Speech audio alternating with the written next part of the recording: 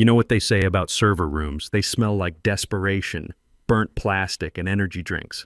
Ours had all three, plus the lingering scent of incompetence that seemed to seep from the walls these days.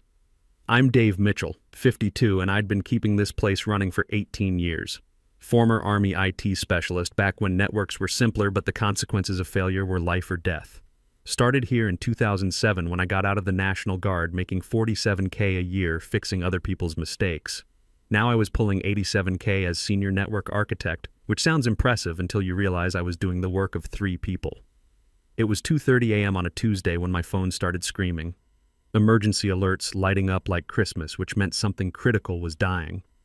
I'd gotten these calls maybe 200 times over the years. Sometimes it was hardware failure, sometimes human error, but it was always urgent and always my problem.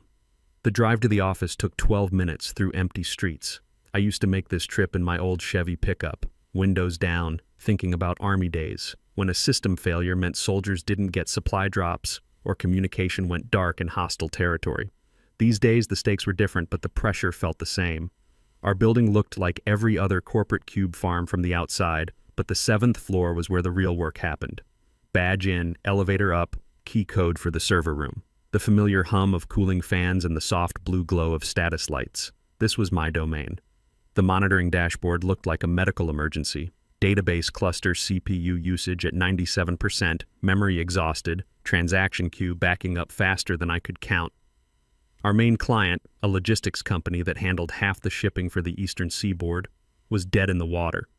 Every minute this stayed down meant thousands of delayed packages and very angry phone calls. I pulled up the system logs and started digging, error messages scrolling past like machine gun fire, HTTP 503 errors, TCP timeout failures, deadlocked transactions throwing SQL error codes I'd memorized years ago. But buried in all that noise was a pattern. A memory leak in some new optimization code that nobody had bothered to stress test before deploying. The fix took 3 hours. First, I had to isolate the problematic process without bringing down the entire cluster. That meant carefully routing traffic through backup systems while I patched the primary servers. Then came the database cleanup, purging corrupted transactions, rebuilding indexes, verifying data integrity through SNMP monitoring protocols. Army training kicks in during times like this. Methodical, systematic, double-check everything. By 5:45 a.m., all systems were green. Transaction queue cleared, response times back to normal, monitoring alerts silent. I documented everything in the incident report. Root cause analysis, resolution steps, recommendations for preventing future occurrences. Standard operating procedure, even though I knew nobody would read it. The overnight security guard, an older guy named Bill who always brought me coffee during these late-night sessions, stopped by around 6 a.m. "Another all-nighter, Dave?" "Just keeping the lights on, Bill. Company's lucky to have you. Most places, something like this would take their whole team all week to figure out." Bill was right, but I didn't say anything. False modesty wasn't my style, but neither was bragging. In the Army, you did your job and moved on to the next mission. Same principle applied here. I grabbed a shower in the executive bathroom, one of the perks of being essential personnel, and changed into the spare clothes I kept in my desk drawer. By 8:30 a.m., I was sitting at my workstation with fresh coffee, reviewing system performance metrics to make sure everything was stable. That's when Brandon Montgomery made his entrance. Brandon was 28, had an MBA from some fancy private school whose name he dropped in every conversation, and had been our chief digital officer for exactly 6 months. He also happened to be CEO Richard Montgomery's nephew, though the family resemblance was mostly limited to the same entitled expression and the belief that confidence could substitute for competence. He strolled into the office at 9 a.m. sharp with his usual Starbucks venti something or other, and that smirk that made you want to check your retirement account balance just to feel better about something. Most of the day shift was just arriving and the overnight crew had already headed home. Just me, sitting at my desk, looking at him like he'd grown a second head. "Great work handling that little hiccup this morning, team," Brandon announced to the mostly empty office. "Little hiccup." I stared at him over my coffee mug. "Crisis management is all about staying calm and delegating effectively," he continued, adjusting his tie like he was posing for a LinkedIn photo. "That's the kind of proactive leadership we need around here." I wanted to ask him what exactly he'd delegated from his bed at 3 a.m., but I kept my mouth shut. This was the same guy who'd asked me last month if we could just migrate everything to the cloud and seemed genuinely confused when I explained that our legacy systems had about 200 custom integrations that couldn't just be copy-pasted to Amazon Web Services. The thing about guys like Brandon is they're not stupid exactly. They're just dangerous. Smart enough to use the right buzzwords, connected enough to avoid consequences, but clueless enough to break things they don't understand. In the Army, we had a word for officers like that. Actually, we had several words, but most aren't appropriate for polite company. Brandon had been making changes since he arrived. Big changes. He brought in a digital transformation consultant named Jessica, who charged $400 an hour to tell us we needed to leverage synergies and optimize our tech stack. She'd spent 2 weeks interviewing everyone, taking notes on her iPad, and producing a 47-page PowerPoint deck that could be summarized as "fire the old guys and hire cheaper people." The writing was on the wall, but I figured I had time. Companies don't usually get rid of the guy who fixes their problems at 3 a.m. I'd been running Guardian, my comprehensive system monitoring and auto repair suite, in the background for 4 years. It prevented hundreds of outages, caught security intrusions before they became breaches, and saved the company millions in downtime costs. Brandon's team had no idea it existed. I was wrong. Over the next month, Brandon started implementing his optimization strategy. First to go was Andy Rivera, our database administrator who'd been with the company for 14 years. Andy was 49, knew our systems inside and out, and had the annoying habit of asking Brandon to explain his technical decisions in detail. "We're transitioning to a more agile, cloud-native approach," Brandon told him during the termination meeting. "Your skill set is more aligned with legacy infrastructure." Legacy infrastructure. That was Brandon speak for old and expensive. Andy had built most of our database architecture from scratch, optimized it through 3 major upgrades, and could troubleshoot problems that would take a team of consultants weeks to figure out. But he was also making $92K a year with full benefits, and Brandon could hire 2 fresh graduates for that price. Neil Patterson went next. Neil was our infrastructure director, 54 years old with a background in telecommunications going back to the days when network cables were actually thick yellow things you could trip over. He'd seen every type of system failure imaginable and had the institutional knowledge that you can't learn from YouTube tutorials. "Nothing personal, Neil," Brandon said. "We're just pivoting to a more dynamic workforce model." Dynamic workforce model. Translation: young, cheap, and replaceable. The pattern was obvious. Anyone over 45 was getting called into HR for strategic discussions about their career trajectory.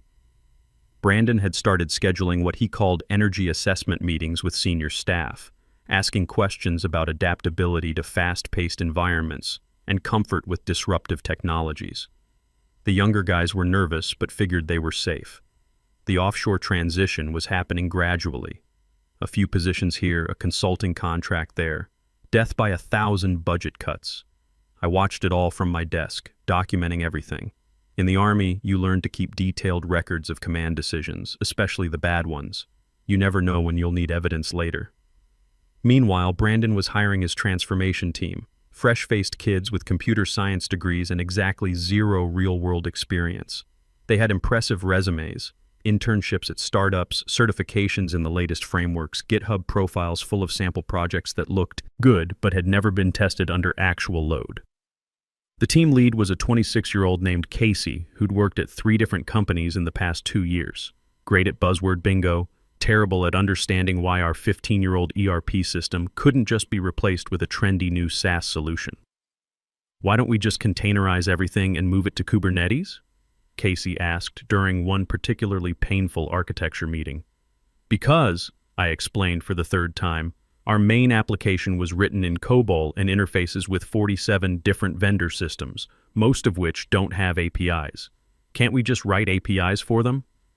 I looked at Brandon, who was nodding like this was brilliant strategic thinking. "Sure. That would only take about 2 years and cost roughly $3 million. Or," Brandon jumped in, "we could partner with a development firm in Bangalore that specializes in legacy migration. I've got quotes starting at $400K. This was Brandon's solution to everything. Find someone cheaper to do it overseas." He'd already outsourced our help desk to a call center in the Philippines and was negotiating with a firm in Bangladesh to take over network monitoring. The fact that these people would be working in different time zones with limited English skills didn't seem to concern him. "Dave, I know change is hard for people with traditional thinking," he said after the meeting, "but we can't let outdated approaches hold back innovation." Traditional thinking. I was born in 1972, which made me Gen X, but I didn't bother correcting him. Guys like Brandon don't listen to corrections. They just wait for you to stop talking so they can continue being brilliant. The breaking point came in late October. I was in the server room doing routine maintenance when I overheard Brandon on a phone call in the adjacent conference room. The walls were thin, and he wasn't exactly whispering. "No, I understand the timeline pressure," he was saying, "but we can't move forward with the legacy team still in place. They're actively resisting the transition. Actively resisting. I was actively keeping the company running, but apparently that counted as resistance. The old guard has too much institutional knowledge. They make themselves indispensable and then use that as leverage. We need a clean slate." Clean slate. That was a new one. Right, I'll handle Dave Mitchell last. He's the biggest problem, knows where all the bodies are buried, if you know what I mean. But once we get the offshore team fully trained on his systems, we won't need him anymore. I finished my maintenance work and walked back to my desk like nothing had happened.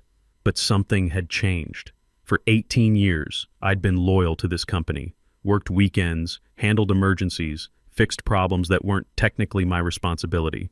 I'd turned down 3 job offers from defense contractors because I believed in stability and commitment. That night, I went home to my apartment and opened a beer. My ex-wife, Karen, had gotten the house in the divorce 8 years ago, but I was fine with the smaller place. Easier to maintain, and it was close to my daughter Sarah's college. She was a junior at State, studying computer science, and one of the few people who understood what I actually did for a living. I called her that evening. "Dad, you sound weird. What's wrong?" "Just work stuff." "How's school?" "Don't change the subject." "What happened?" Sarah had always been able to read me. Smart kid, probably smarter than me. She'd inherited my analytical mind, but not my tendency to keep everything bottled up inside. "They're planning to fire me," I said finally. "The idiots who hired the guy who calls databases data warehouses." I'd told her about Brandon during one of our monthly dinners. She'd listened to my stories about his latest brilliant ideas and declared him aggressively incompetent. "That's the one. Good. You should quit before they get the chance. How long have I been telling you to take that job with Titan Defense?" Titan Defense Systems had been trying to recruit me for 3 years. They handled network security for Pentagon contractors and naval installations. The work was more interesting, the pay was better, and they actually valued experience, critical infrastructure protection, the kind of work where failure meant more than just angry customer emails. But I'd always said no, thinking loyalty mattered. "It's not that simple, Sarah. I've got 18 years invested here." "Dad, you've got 18 years of experience. That's an asset, not a chain." She was right, but it still felt like abandoning ship, even if the ship was being piloted by someone who thought icebergs were just frozen opportunities. The next morning, I got the calendar invite I'd been expecting. Subject line, quick sync, HR. No agenda, no context, just a cold little placeholder sitting at 4:30 p.m. on a Friday. The corporate equivalent of a last meal. Friday afternoon came like a slow-motion execution. I spent the morning doing what I'd always done, monitoring systems, reviewing logs, fixing small problems before they became big ones. Around lunch, I got a text from Andy Rivera, who'd been laid off 3 weeks earlier. "Heard through the grapevine you're next on the chopping block. Sorry, man. Word travels fast in the IT community, especially when a company starts hemorrhaging experienced people for no apparent reason other than their birth year." At 4:25 p.m., I walked into conference room B. Brandon was there, perched on the edge of the table like he was doing a photo shoot for Entrepreneur magazine. Next to him sat Patricia Coleman from HR, looking like she'd rather be anywhere else on the planet. "Dave, thanks for coming," Brandon said, crossing one leg over the other like he'd learned the gesture from a TED Talk about power poses. "This won't take long." Patricia slid a manila folder across the table like it might bite her. The tab read "Confidential Employment Termination. As part of our legacy Team Optimization Initiative," Brandon began. "We're restructuring certain senior roles to better align with our future-focused vision." Legacy Team Optimization Initiative. I had to give him credit for creativity. Most companies just called it downsizing. "We really appreciate your years of dedication," he continued, pausing like he was trying to remember what it was I actually did. "But we're moving in a new direction.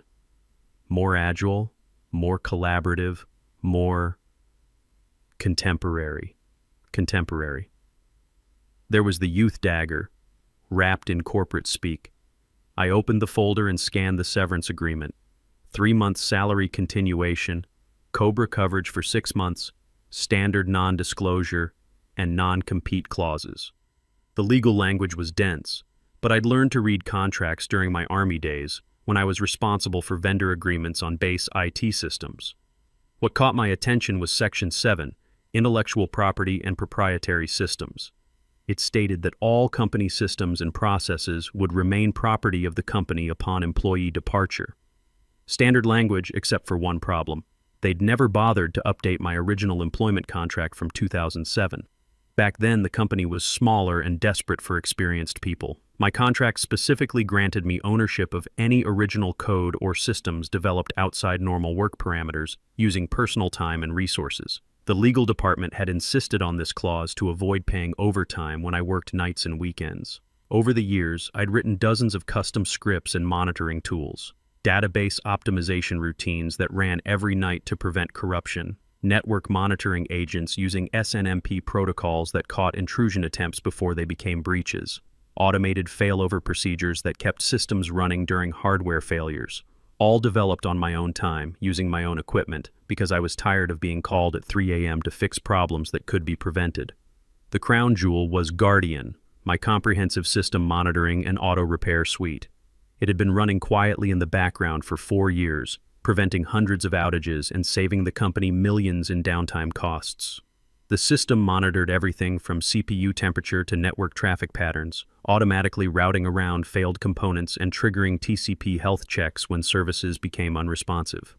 Brandon's team had no idea it existed.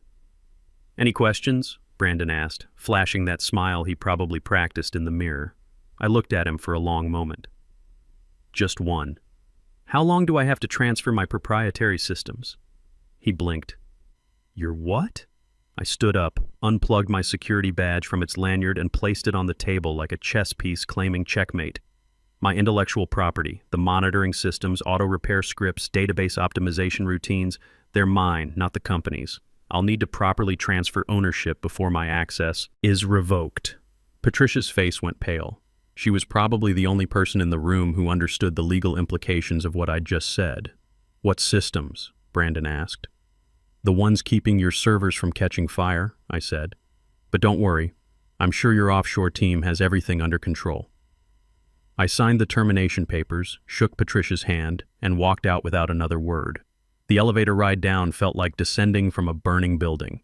18 years of my life in that place, and it ended with a 15-minute meeting and a handshake from someone who didn't know a database from a doorknob. I drove to Murphy's Diner, 2 blocks away, and ordered coffee and apple pie. Then I opened my laptop and logged into the system for the last time. Guardian was distributed across 47 servers, monitoring everything from CPU temperature to network traffic patterns. Removing it required careful coordination to avoid triggering immediate alerts. One by one, I transferred ownership of each component from the company repository to my personal servers. The process took 43 minutes and was completely legal. The database optimization scripts took another 20 minutes. These ran every night at 2 a.m., cleaning up corrupted transactions, rebuilding indexes, and preventing the cascade failures that had plagued the company before I'd written them. Finally, I revoked the automated failover procedures that had been quietly routing traffic around failed systems for the past 3 years. Without these, a single server failure could bring down entire departments. When I finished, I closed the laptop and ordered another piece of pie. Then I called Titan Defense Systems. "Mr. Mitchell, what a pleasant surprise," said Rebecca Martinez, their CTO. "I was just thinking about you. We have a new contract starting Monday. Network security audit for a naval logistics facility in Norfolk. Pentagon clearance requirements, critical infrastructure protection. Interested? What's the pay? $145K base plus security clearance differential. Full benefits, 4 weeks vacation, and a team that actually knows what they're doing." I thought about Brandon's comment about traditional thinking. "When do I start?" "How about Monday morning? We'll handle all the paperwork. You've got a deal." I hung up and sat back in the diner booth, watching traffic pass by on the street. For the first time in months, I felt something I'd almost forgotten, anticipation instead of dread about going to work. My phone was quiet for exactly 47 minutes, then it started buzzing. Over the next 18 hours, the automated systems I'd built began their slow decline. Without Guardian monitoring CPU temperatures and memory usage, small performance issues went undetected. Database optimization scripts that normally ran at 2 a.m. simply didn't execute, leaving corrupted transactions to pile up. Automated failover procedures that had been silently routing traffic around problematic servers stopped functioning. First text was from Casey, the young team lead. "Hey Dave, weird question. Database response times seem really slow today." Then Patricia from HR. "Dave, quick question about some technical documentation you might have." Then Brandon himself. "Dave, hope you're well. Could you give me a call when you get a chance?" I turned the phone face down and finished my pie. They'd figure it out eventually, or they wouldn't. Either way, it wasn't my problem anymore. Around 8 p.m., I drove past the office building one last time. Most of the lights were still on, which was unusual for a Friday night. I imagined Brandon and his transformation team staring at error messages they couldn't understand, trying to figure out why systems that had been running smoothly for years were suddenly throwing HTTP 503 errors and database timeout codes. The beautiful thing about Guardian was that nobody knew it existed. It had been invisible, working quietly in the background, preventing problems before they became emergencies. Now that it was gone, every small issue would cascade into a major failure over the coming days. I went home, grilled a steak, and opened a beer. Monday, I'd start a new job with people who understood that experience wasn't a liability. Tonight, I was going to enjoy watching 18 years of frustration finally pay dividends. Monday morning started with 23 missed calls and 47 text messages. I ignored them all and drove to my first day at Titan Defense Systems. Their office was nothing like my old workplace. Clean, modern, but with a serious atmosphere that reminded me of military installations. No open concept nonsense or ping-pong tables, just professionals who understood that national security wasn't a game. Rebecca Martinez met me in the lobby at 7:30 a.m. sharp. Mid-40s, former Navy, with the kind of competence that didn't need to advertise itself. "Welcome aboard, Dave. Ready to do some real work?" The team was everything I'd hoped for. Engineers with actual experience, military contractors who'd seen systems fail under combat conditions, cybersecurity specialists who understood that flashy presentations don't stop hackers. During my first meeting, when I mentioned concerns about protocol implementation, people took notes instead of rolling their eyes. Around 10 a.m., my personal phone started ringing. Brandon's number. I let it go to voicemail. "Dave, it's Brandon. Look, some systems seem to be having issues, and the offshore team is still getting up to speed. Could you give me a call? Nothing urgent, just want to pick your brain about a few things." Nothing urgent. Right. By noon, I had 3 more voicemails from Brandon, 2 from Patricia and HR, and 1 from CEO Richard Montgomery himself. I was in the middle of reviewing security protocols for the Norfolk Naval Facility when Rebecca stopped by my desk. "Everything okay? Your phone's been lighting up all morning. Former employer having some technical difficulties." She raised an eyebrow. "The kind that happens when you fire your most experienced people? Something like that." "Well, their loss is our gain. How's the Norfolk assessment coming?" I showed her my preliminary findings, 17 potential security vulnerabilities in their current network configuration, along with detailed recommendations for improvement. Real work with real consequences if we got it wrong. Excellent. The Admiral's going to love this level of detail. Around 2 p.m., Andy Rivera called. He'd been laid off a month ago, but still had friends inside the company. "Dave, you need to see what's happening over there. It's like watching a nuclear meltdown in slow motion." "Tell me." "Started yesterday evening. Email system crashed overnight. Customer portal's been down since 11 a.m. The payment processing gateway is throwing error codes nobody can understand. Casey's been running around like his hair's on fire, trying to get the offshore team to fix things they've never seen before." "What about Brandon?" "Locked in his office, probably updating his LinkedIn profile. Word is the CEO's flying back from vacation to handle the crisis personally." The cascade was happening exactly as I'd expected. Without Guardian's monitoring and automated repairs, small issues were compounding into major failures. The database corruption I'd been preventing nightly was spreading through the system like cancer. That evening, I had dinner with Sarah at our usual place near campus. She was excited about her internship application to Titan Defense. Having a father who worked there didn't hurt her chances, but her grades and programming skills would get her the position. So how was day one at the new job? Professional, competent, refreshing. And the old job? I told her about the calls and messages I'd been ignoring all day. She laughed, the kind of laugh that made me proud I'd raised someone with such a clear sense of justice. Let me guess. They want you to come back and fix everything for free? Probably. Are you going to? What do you think? I think they made their choice when they decided experience was a liability. Now they get to live with the consequences. Smart kid. Tuesday brought escalation. The first news article appeared on TechCrunch. Major logistics software provider experiences extended outage. The piece was short on details, but mentioned that several major shipping companies were reporting delays due to system failures at an unnamed technology partner. My old company's stock price dropped 12% in morning trading. The company that had been valued at $120 million just 6 months earlier was hemorrhaging value as fast as it was losing customers. Brandon called 6 times. I answered on the 7th. Dave, thank God. We really need your help here. Hello, Brandon. How's the digital transformation going? Look, I know how Friday ended, but maybe we can work something out. Consulting arrangement. Very generous terms. How generous? Double your old hourly rate. Triple if you can get things stabilized by end of week. I was sitting in Titan's break room, looking out at the Potomac River while eating lunch with people who actually knew what they were doing. Can't help you, Brandon. Dave, please. The board's asking questions. Uncle Richard is furious. The offshore team says they need more time to understand the systems. How much more time? They're saying maybe 6 months to fully replicate your whatever it was you were doing. 6 months. By then, the company would be bankrupt or acquired by competitors at fire sale prices. That's unfortunate. Have you tried turning it off and on again? Dave, I'm begging you. Name your price. It's not about money, Brandon. See, I just accepted a position with Titan Defense Systems. We handle cybersecurity for military installations and Pentagon contractors. Very sensitive work. Can't risk my security clearance by getting involved in whatever mess you've created. The silence lasted about 10 seconds. Security clearance? TS-SCI, maintained through my National Guard service. Titan's been trying to recruit me for years, but I was loyal to you guys. Funny how things work out. I hung up before he could respond. Wednesday brought congressional attention. A House subcommittee on cybersecurity had noticed that several defense contractors were experiencing supply chain disruptions due to the ongoing systems failure.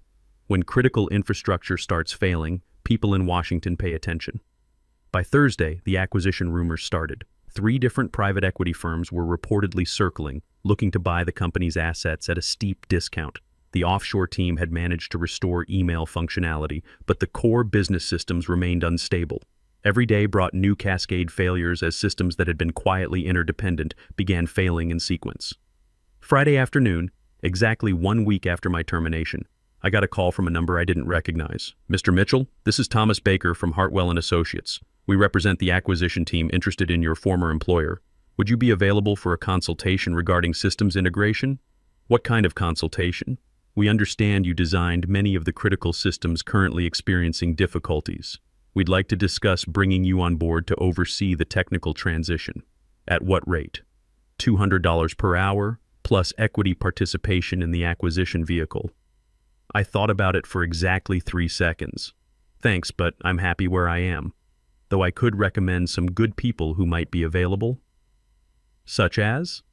Andy Rivera, Neil Patterson, and about a dozen other experienced engineers who were recently laid off for being legacy-minded. They're probably available. 2 weeks later, I saw the headline in the Wall Street Journal. Montgomery Technologies acquired by Hartwell Capital in distressed sale. The purchase price was roughly $30 million, 25% of the company's $120 million valuation from 6 months earlier. The new management team included Andy as CTO and Neil as Director of Infrastructure. Brandon was notably absent from the organizational chart. I heard through industry contacts that he'd started a consulting firm focused on digital transformation strategies. His LinkedIn profile still listed him as a thought leader in enterprise modernization, though his endorsement count had dropped significantly. These days, I work on systems that actually matter. Naval communications networks, cybersecurity for defense contractors, infrastructure that keeps the country running. My colleagues respect experience instead of fearing it. When I speak in meetings, people listen. Last month, Sarah got accepted to Titan's summer internship program. Not because of me, but because she earned it with her skills and intelligence. She'll graduate next year into a field that values both innovation and wisdom. Sometimes I drive past my old building during lunch. The parking lot is mostly empty now, and there's a for lease sign visible through the front windows. Progress, I suppose. The best revenge isn't always dramatic. Sometimes it's just letting people face the natural consequences of their decisions while you build something better somewhere else. The server room at Titan smells like success. Clean, cool, and professionally maintained. No desperation, no burnt plastic, no energy drinks. Just the quiet hum of systems that work exactly as they're supposed to, maintained by people who understand that experience isn't a liability. It's a liability only when you're too arrogant to value it.